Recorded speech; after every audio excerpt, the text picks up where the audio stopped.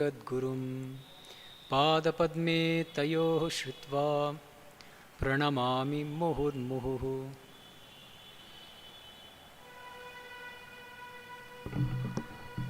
We have all enjoyed and been blessed by Durga Puja for the past few days. Yesterday was Vijaya Dashami. So I thought today I would reflect a little bit on the Divine Mother. If we look at the teachings of Sri Ramakrishna and we look at what he says about the Divine Mother, what I find is that he emphasizes that the Divine Mother embodies a combination of two seemingly opposite qualities. On the one hand, infinite love, infinite compassion, and on the other hand, an incredible ferocity, almost a terrible aspect. That's why we see in, of course, the Pratima is not here anymore, but the Durga Pratima, on the one hand, we find that she's standing on a lion, she's defeating Mahishasura, the demon. That's the fierce side. On the other hand, if you look at her face, there's such a loving countenance. And it seems to me that that's what's so unique about the Divine Mother as the divine. And I think that's something that you'll find Sri Ramakrishna emphasizing again and again. So I wanted to give one example this is from the Gospel, Kathamrita, October 19th, 1884. One of his devotees, Troilokko, he was a great singer, he asked him, "What is the way to dry up the craving for worldly pleasure?" And Sri Ramakrishna responds, "Pray to the Divine Mother with a longing heart. Her vision dries up all craving for the world and completely destroys all attachment to woman and gold, to lust and greed. It happens instantly if you think of her as your own mother. She is by no means a godmother. She is your own mother. With a yearning heart, persist in your demands on her. You must force your demand on the Divine Mother. She will come to you without fail. God is our very own. We can exert force on her. With one's own people, one can even go so far as to say, 'You rascal, won't you give it to me?'" So in this one passage, Sri Ramakrishna, he emphasizes many different important aspects of the Divine Mother's divinity. So I want to just focus on 4 aspects today. The first one is that of all the different human relations, you'll find that the mother has the most spontaneous and the most unfettered love for her children. And so you find that in the Divine Mother, this boundless love for her children. And what Sri Ramakrishna says is, if you think of God as your mother, all distance between you and God is instantly eliminated. You don't feel that there's any, even with the father you might feel some amount of distance, but with mother you don't feel any distance. And because of that, Sri Ramakrishna says, so you think of your mother as your very own, which means you don't at all have to think of God as somebody outside or some authority figure, but as somebody that you can cry to and pray to. And one of Sri Ramakrishna's nice examples was a young boy, a 5-year-old child. He's sucking on a red pacifier. And he's enjoying the pacifier. And he's forgotten all about his mother, who's cooking in the kitchen. But suddenly, he gets tired of the pacifier. And he spits it out of his mouth. And then he starts crying very loudly, "Mother, mother." And she doesn't hear him at first. But the moment he screams loudly enough, she comes running to her child and then picks him up in her arms. And she says, "I'm here, I'm here." So like that, Sri Ramakrishna says, just be like a child and just call on the mother, on the Divine Mother with a longing heart. And that's all you have to do. It's such a wonderful kind of sadhana. So that's the first aspect that you find in the Pratima of Durga and which you find emphasized again and again by Sri Ramakrishna. By thinking of God as the Divine Mother, you instantly eliminate all distance from her and you can establish very quickly a loving relationship with God. But on the other hand, the second aspect of the Divine Mother, which Sri Ramakrishna also emphasizes, remember that in the quotation I read, he says, the Divine Mother's vision dries up all craving for the world and completely destroys all attachment to lust and greed. So this is the destructive aspect. This is why Sri Durga is defeating Mahishasura. That Mahishasura is the Shatripu, the 6 enemies, the 6 worldly qualities, lust, greed, envy, all these things, which keep us away from God. So in her destructive aspect, Sri Ramakrishna emphasizes, that's why in the bhajan that we sing every day after Arati in the past few days, we refer to Durga, Jai Durge, Durgati Pariharini. Durgati Pariharini means she completely destroys all obstacles in spiritual life. And another, of course, all of you know this by heart, I'm sure, the third Arati song from the Chandi. It's taken from the Chandi. This beautiful verse where it says, Sharanagata Dinartha Paritrana Parayane. So the Divine Mother, she is always intent on protecting those who take refuge in her, the lowly and the ones who feel that they have no other refuge but the Divine Mother. So she's always looking to protect her children, and she'll protect her children with great ferocity when necessary. This is something that Swami Vivekananda also emphasized. I'll read from one of his lectures. He says, Swami Vivekananda says, think of a young mother in the street. If a dog barks at her, she flees into the nearest house. The next day, she is in the street with her child. And suppose a lion rushes upon the child, where will be her position? Just at the mouth of the lion, protecting her child. So the Divine Mother, the beauty of the Divine Mother is that she's not always ferocious. She has these different aspects. And when necessary, she'll present her more ferocious, her terrible side, in order to protect her own children. And another thing, this is something that Swami Vivekananda, see, we think of Swami Vivekananda as a jnani. We think of him as an Advaitin most of the time. But in fact, secretly, in his heart of hearts, he was a Kali Bhakta. And he says it in a letter written in 1900 to Mary Hale. He wrote a lot of wonderful letters to Mary Hale. He said a lot of personal things which he didn't say to other people, even to his brother disciples, but he said these things to Mary Hale. So in one of these letters in 1900, he tells her, Kali worship is my special fad. If there's any curious method which applies entirely to me, I keep it a secret, and there it ends. I must not explain to you what Kali worship is, as I never taught it to anybody. So this is a very telling moment. It's a very private moment where he reveals that even though I lecture about Vedanta constantly, he says in his heart of hearts, he is nothing but a child of Kali, of the Divine Mother, just as Sri Ramakrishna himself was. And in fact, in a very high spiritual state, he was having a realization of Kali herself, and he wrote a beautiful poem, Swamiji, called Kali the Mother. And he says in this poem, this whole poem is written in the second person, so he's addressing Kali directly. And he's saying, O Mother, O Kali, for terror is thy name, death is in thy breath, and every shaking step destroys a world forever.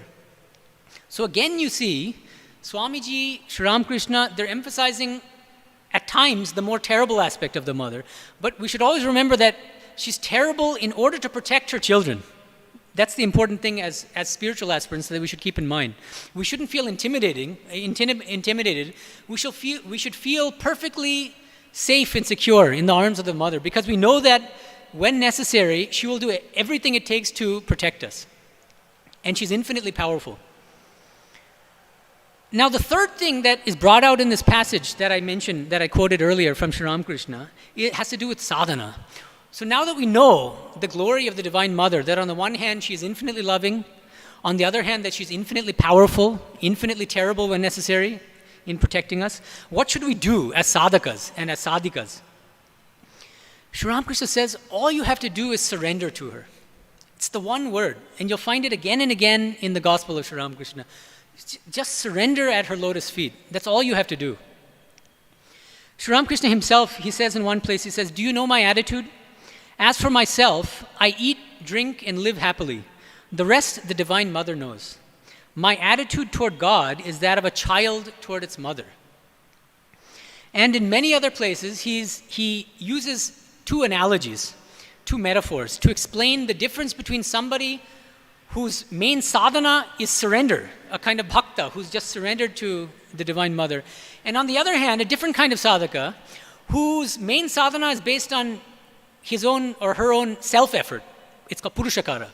And he uses, I'm sure you know, but he uses two different metaphors of animals, different kinds of animals. So I'll just read this. He says, it is necessary to pray to the Divine Mother with a longing heart. The kitten, the baby cat, knows only how to call its mother, crying mew, mew. it remains satisfied wherever its mother puts it. And the mother cat puts the kitten sometimes in the kitchen, sometimes on the floor, and sometimes on the bed. When it suffers, it cries only mew, mew. That's all it knows. But as soon as the mother hears this cry, wherever she may be, she comes to the kitten.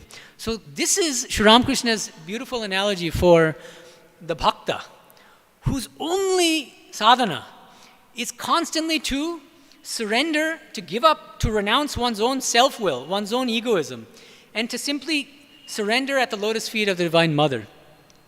And on the other hand, Sri Ramakrishna says there are other types of sadhakas whom he compares to the baby monkey. And he says the baby monkey is always, the baby monkey has to hold on to the hand of his mother or father, monkey. And as the monkey goes hopping from tree to tree, the moment the baby monkey lets go of the hand, he'll be dashed to the ground and destroyed and killed.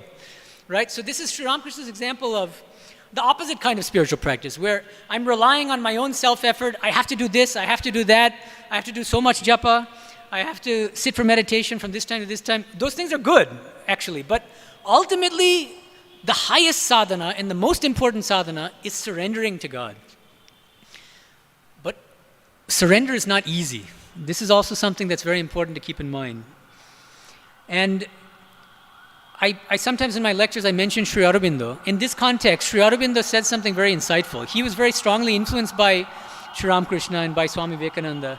And he loved this particular metaphor of Sri Ramakrishna's, of the baby cat, the kitten. And he reflects on this because he was a great yogi and also highly intellectual. So he's reflecting on, he's explaining why it's so difficult to surrender to God. It seems like a very simple thing, but it's the hardest thing in the world. So this is what Sri Aurobindo says in the context of Sri Ramakrishna's metaphors. Sri Aurobindo says there are two possibilities. One of purification by personal effort. This is the baby monkey of Sri Ramakrishna, which takes a long time.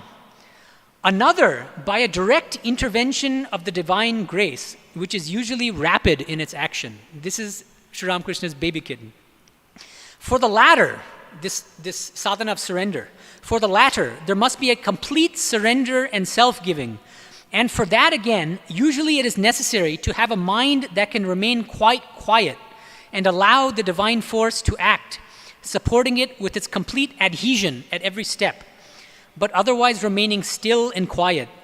This last condition, which resembles the baby cat attitude spoken of by Ramakrishna, is difficult to have. Those who are accustomed to a very active movement of their thought and will in all they do, those who are constantly up and about doing, I have to do this, I have to do that, a bit more rajasic people, find it difficult to still the activity and adopt the quietude of mental self-giving. Then Sri Aurobindo says, if there is not a complete surrender, then it is not possible to adopt the baby cat attitude.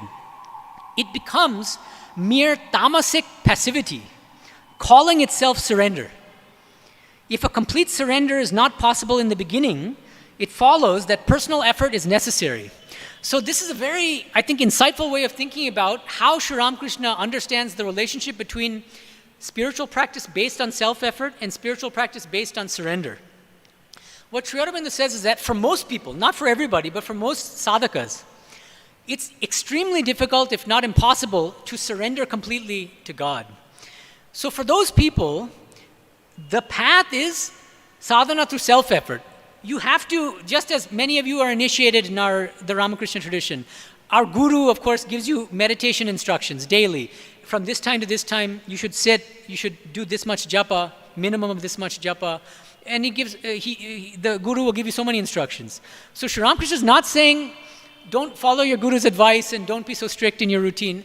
You must follow all that advice of your guru. And you must have a strong daily routine, spiritual practice. But the aim of all of that daily spiritual practice is to completely eliminate your self-will and your ego and simply to surrender to God. And Sri Ramakrishna himself gives another nice analogy, another nice metaphor to explain this idea.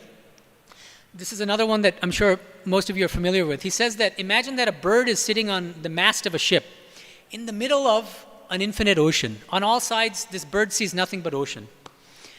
And the bird becomes frightened. He says, I don't see any land. Let me try to find some land, somewhere to rest. So he goes very, very far in the north until his wings become very tired. He's almost desperate. Then he realizes, I don't see any land anywhere. He flies back with great difficulty. Again, he sits on the mast of the ship.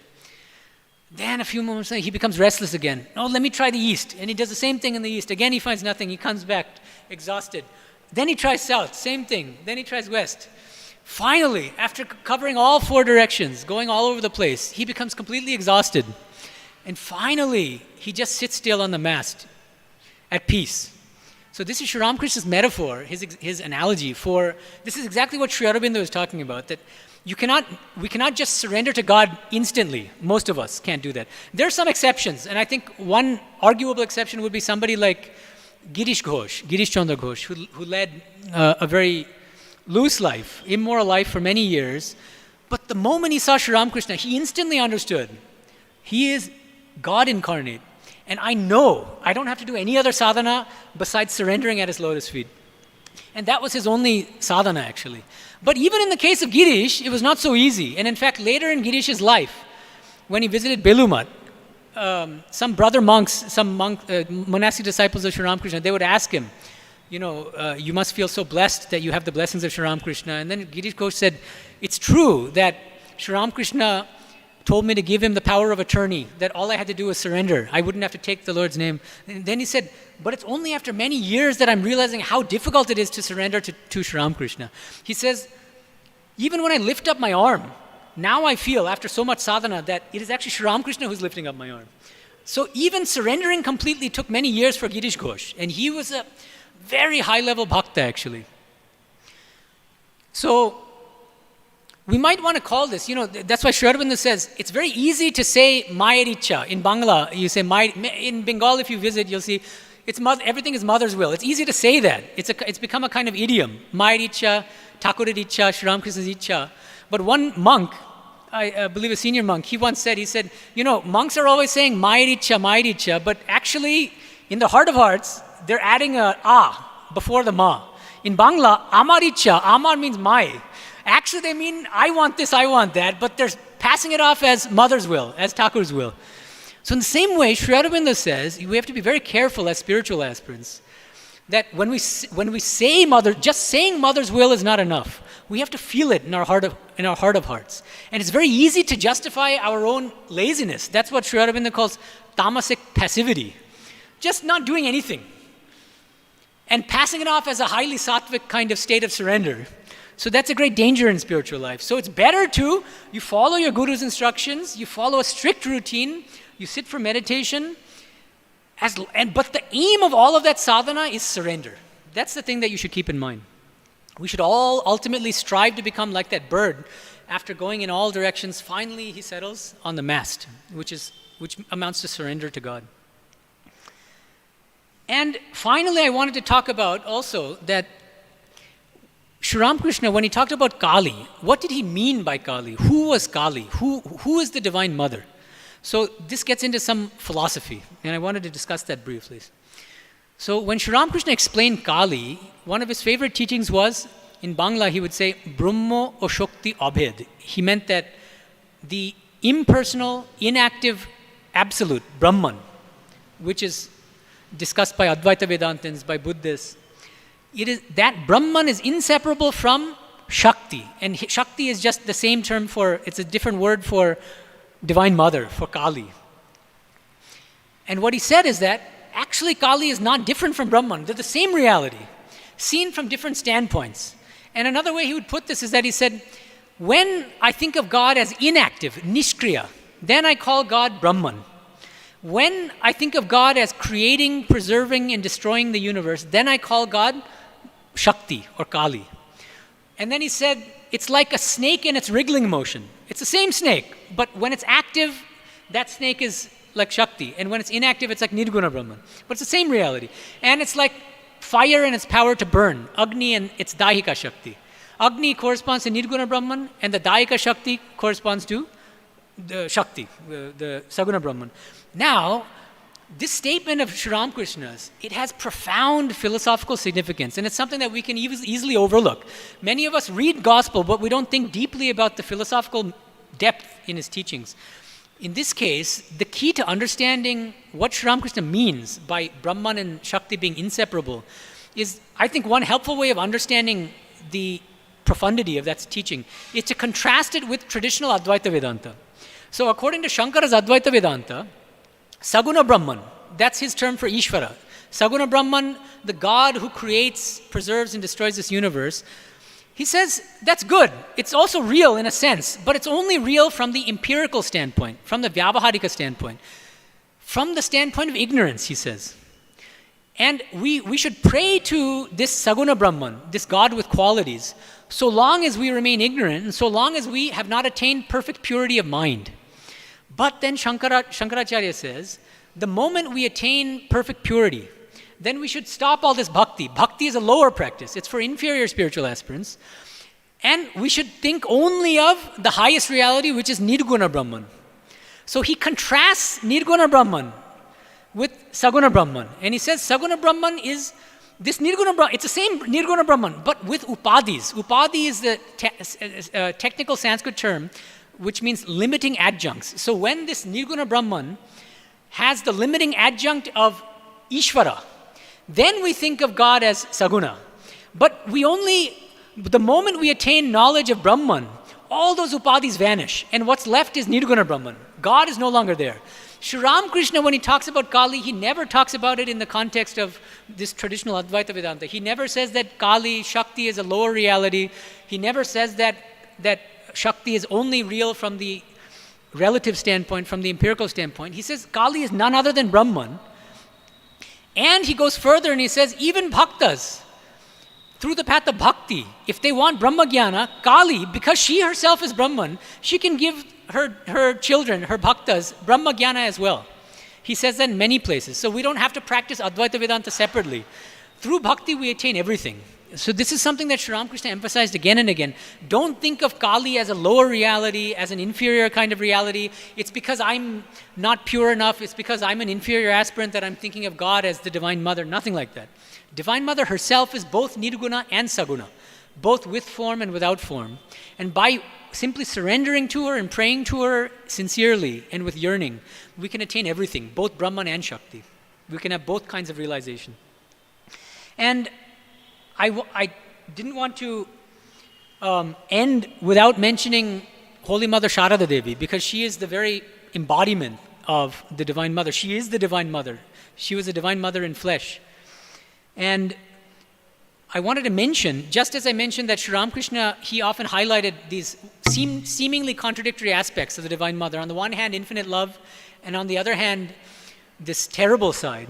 We can see in Holy Mother's own life that she embodies both of these qualities. So on the one hand, we have that beautiful stotra composed by Swami Medhanandaji, Prakritim Paramam, everyone knows this. There's a nice verse when he says, Snehena badnasi manosmadiyam doshan asheshan saguni karoshi.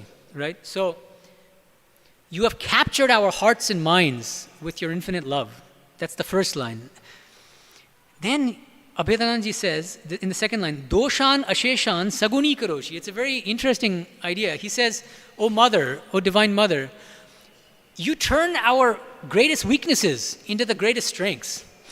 And one way of thinking about this is that most of us, we're not capable of doing very high-level sadhana. That's why Sri Ramakrishna in the Gospel, he would often say, when we pray, we should say, I am completely devoid of any ability to do sadhana.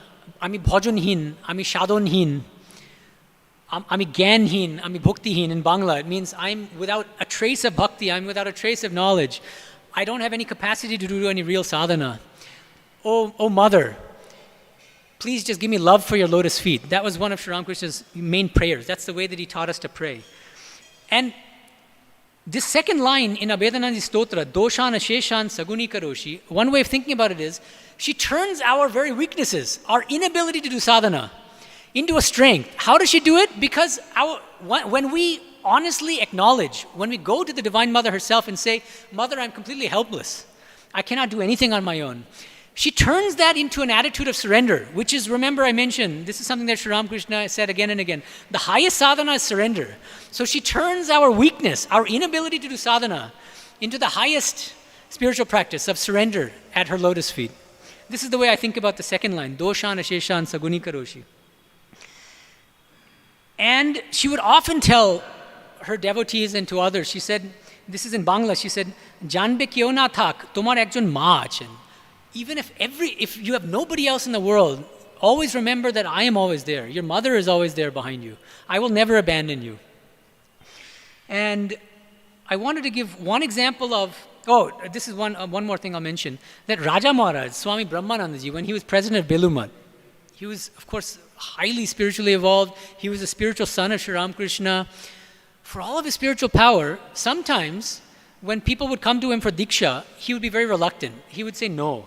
He'd say, no, I can't initiate you. He wouldn't say why. He didn't want to hurt the feelings of the people coming to him. But often it's because he could see right into their souls. And he saw that they did so many things in this life and in their previous lives.